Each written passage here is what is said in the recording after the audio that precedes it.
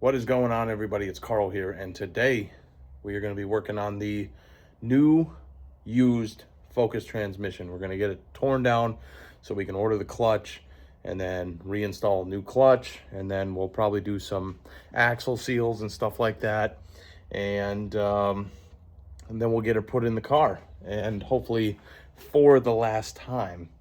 That's the key answer here. So, have the transmission up on the workbench here. Obviously, it took two people to lift this. This thing, it's small, but man, are they heavy. So the first thing, I have the actuators just loosened up right now, and I got to take out a snap ring so I can get the dual clutch off. So the snap ring is right in the center there. Just pull it out, and then everything should be loose enough, hopefully. If not, we'll have to, I've heard of ways you can just tip the transmission over and then the clutch will pop out too without having the puller, because the toolkit to pull that is like $400, and I'm not about to pay $400 just to do this once. You know what I mean? That's not happening. And I tried thinking of other pullers I could possibly use, and I just couldn't figure out a combination that would work, but whatever, not a big deal. So I'm going to get that snap ring out, and then we'll see what else I have to do quick to get that clutch out. Okay, to get the clutch out, you got to take the actuators off. So, I already had them loosened up earlier, so I just took the bolts out and pulled them out, right? And next, you're going to encounter that snap ring that I was talking about, which looks like this. You're going to take that out. And then next thing, there's going to be this, I don't know, kind of like a pilot, right? That will easily just slide right out the middle. And then the hardest snap ring, I mean, if you have the right tool, which I just used a regular snap ring pliers. Where did I put it? Oh, back here. And usually these ones are for, closing, right? But instead I just pried it out, and the snap ring popped out, and then I used just a little pry bar and just walked it around, and it came flinging out. It bounced off the roof there. And so that's where we're at. Now, I actually kind of learned a little trick here.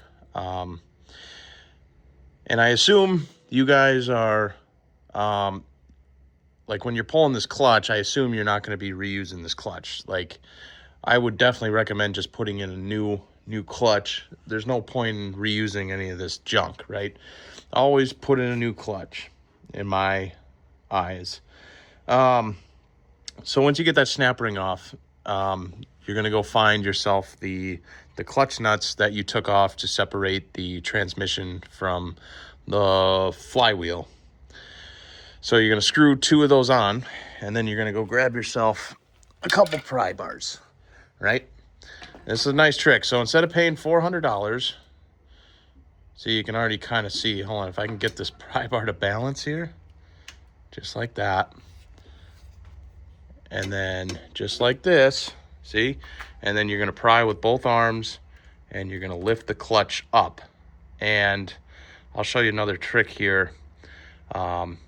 If you can't physically pull it out with your fingertips holding on to those nuts, there's a way easier, like you can create a handle with a couple wrenches. So you just unscrew the nuts, and then put your wrench down, put the nut back on, and then same thing on this side with the open end in the middle, and then you should be able to kind of hold the wrenches and pull it out.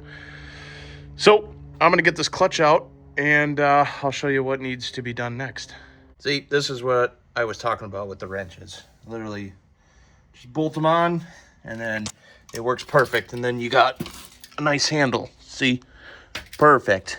Easy peasy. Okay. So I am taking the forks out.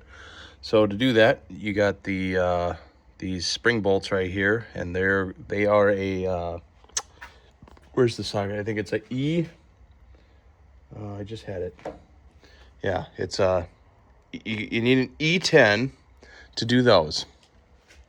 And then you see behind there, I already got them loose, but there's a T45. So they are a Torx 45. So you'll need a T45 and just crack them loose and spin them out. And since I got the spring, I think they're almost out. Yep, that one's out. Let's see about this one here. Got that one. So this fork ready to come out.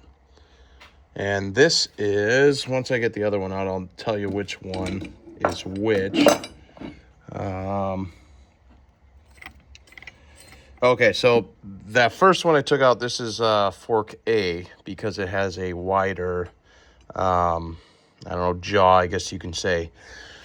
And the one closer to the bottom of the transmission, because this is the bottom, that is the B fork. And you don't want to screw these up, because if you say you reversed them, right? Well, your car would go forward and reverse, and vice versa, and reverse and forward.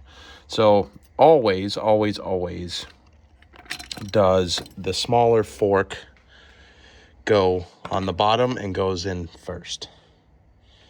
And as you can see, we got a little grease or something there, but yeah, so as you can see, that is why we had to take the actuators out, because the actuators do control the forks. What do you know?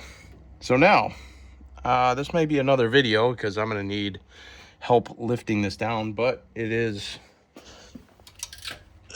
significantly lighter, that transmission, so it might be doable to lift myself.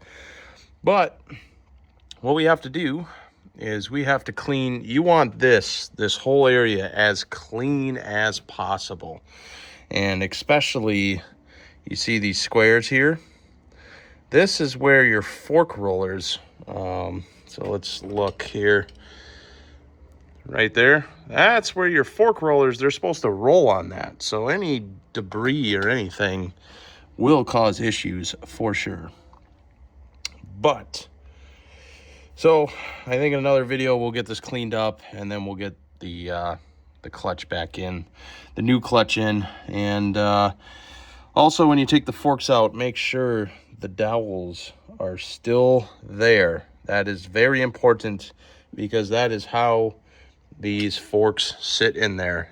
It is, as you can see, that's just a slightly wider hole, but that's how they align and in the transmission, and that's how you know it's correct. So yeah, I think another video we'll get all this cleaned up. It's not going to be today, like I said, and we'll have the new clutch by then, and we'll be ready to put the clutch in and everything. So that is how you tear down a Ford Focus transmission. I think it's like years 2012 to 2018, I think. Somewhere in there. I don't remember the exact year of when they killed this car. But I don't know. They're great cars. They just, Ford kind of half-assed some of it. So, but hey, we're making progress on this transmission, thank God, because this thing has been haunting me for months. And, it is what it is. But we're actually doing something about it now.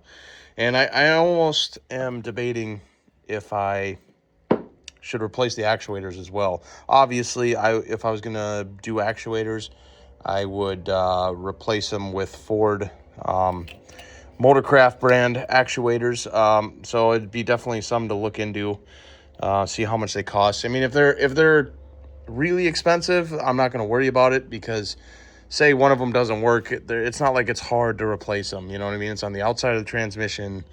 It's 4 bolts. It's, you unplug it, put a new one in. You know what I mean?